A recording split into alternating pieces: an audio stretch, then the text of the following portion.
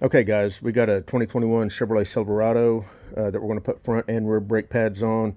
This should be real easy. I've seen multiple people do this and I just want to pull my hair out watching them fight so many things that they don't need to be fighting. So this should be the easiest brake service to do on this particular truck. The reason we're putting pads on is this truck's got about 118,000 miles and he got his service brakes. Service brake pads or something up on his DIC, his driver information center or cluster, and that means that either the front or the rear, the wear pad sensor has contacted the rotor and has worn through. So I asked him if he wanted me to look and see if it was the front or the rear, and he said let's just do both front and rear. So that's what we're going to do. More than likely it's going to be front. Typically the front pads are going to wear out before the rear because when you brake, that's where all your weight ends up going. Up to 90% of the vehicle's weight transfers to the front in hard braking. So typically the front pads wear out quicker, which is also why the front pads are usually larger and more beefier than the rear pads. But anyway, let's get started. Let me get set up.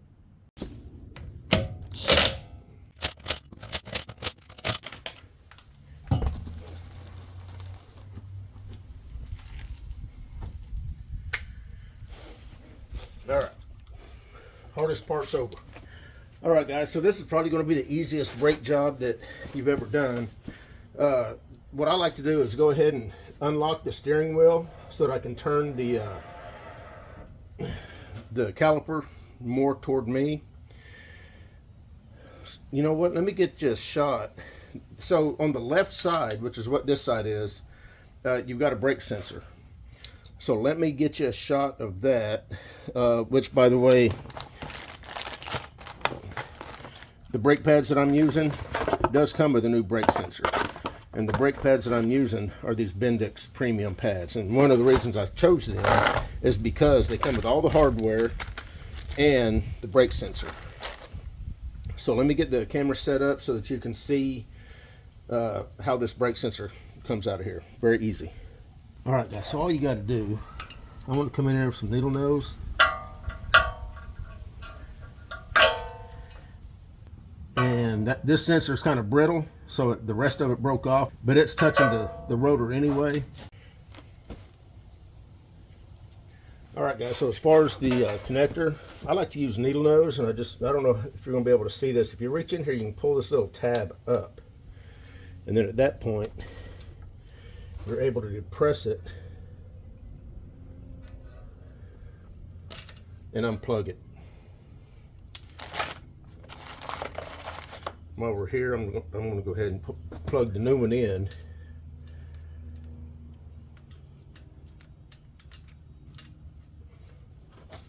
And then I take the needle nose and pull the lock down.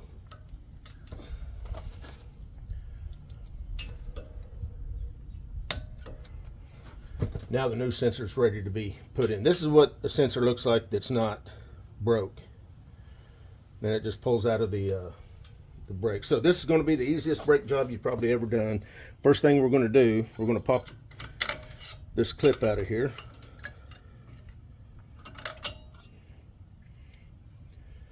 Pull these little clips off here. Now if yours is all corroded up and gunked up, you could get in here with a wire brush and clean as much of that stuff off, and it'll make it a little bit easier to get these pins out. These pins appear to be, yeah, this is the way you want it to go. Pull those pins out, get you a screwdriver, keep your pads in there. We're going to take and we're going to use the screwdriver to pull the pistons back.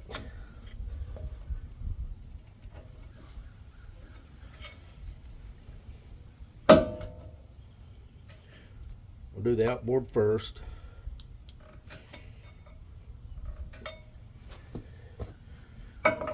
Pull your pad out.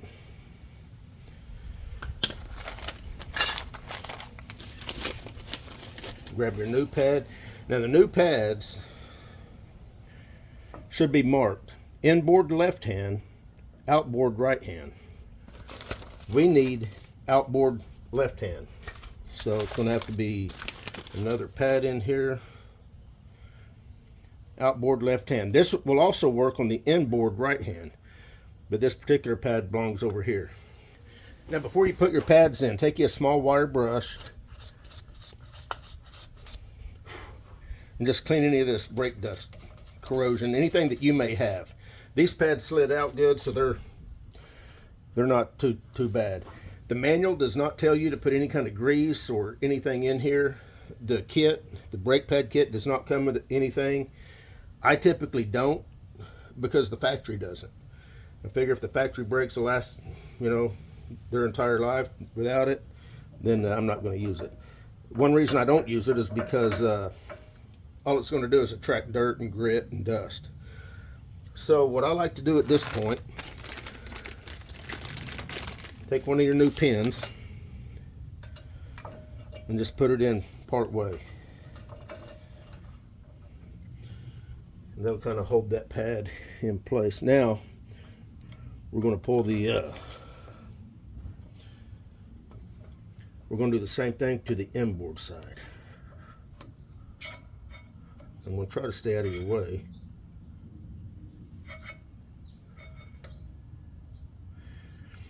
Just constant pressure. Pull that pad out. Again, make sure you've got, this is inboard left hand. So this is the inboard pad, left hand brake. Don't forget before you put it in, just make sure that surface that it slides on is clean. Push these pins the rest of the way in.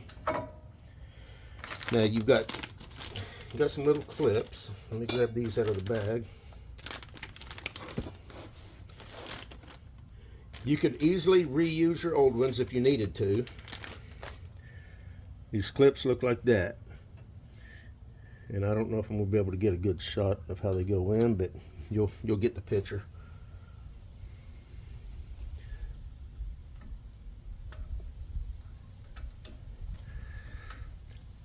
So we're pretty much done. We're going to put this clip on. The way the old one comes off is with this little angle at the top. I always put it in at the top. You want to make sure that these little ears are on the inboard side of the brake, like that. Just get a screwdriver or something, push that up just like that. Kind of wiggle it, make sure it's not going to go anywhere. Okay, so at this point, I've got to get this brake sensor just snapped into the brake. Let me show you on one of these old ones. And I'll show you on this one because it's still in there. So this is the way the sensor snaps in and out of the brake. The way this should have came out was like that. Just got a little retention slot. You're going to stick it in until it snaps in. It's that simple. I don't know. I'm going to have to kind of get in there, so I don't know how well of a shot I'm going to be able to get for you. So let me get that snapped in there, and this brake job's going to be done. Now before you get out, start it, put it in gear, pump the brakes to reseat these pads because they're floating around. The pistons are pushed back. It's going to take a couple, 2-3 pumps at least to reseat the pads.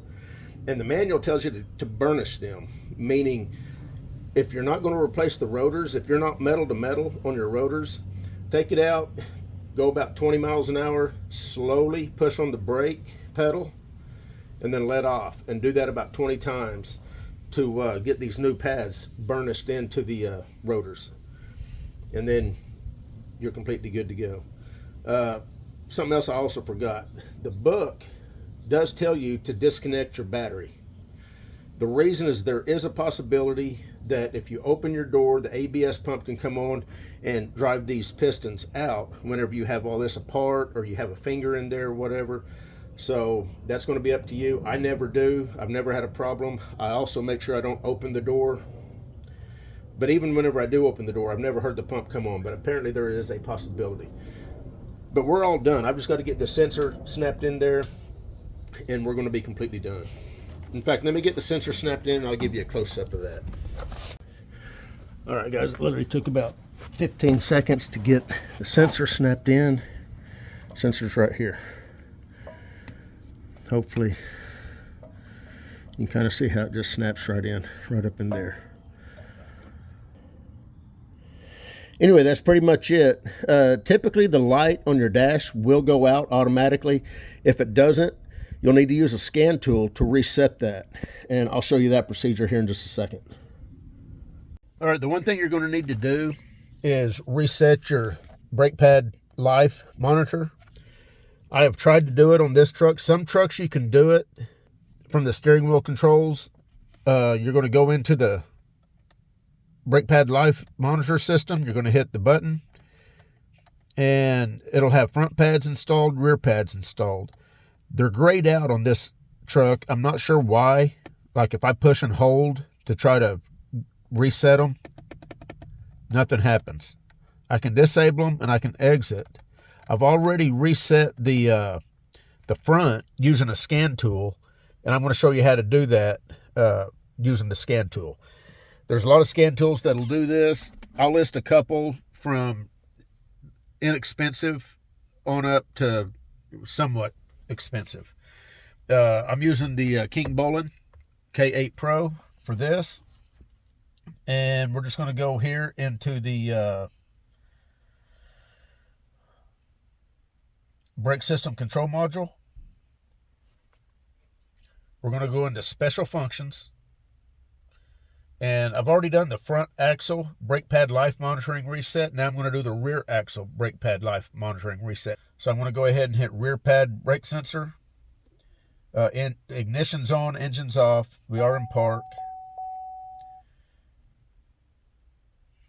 And now you can see on the dash that we are now at 100%.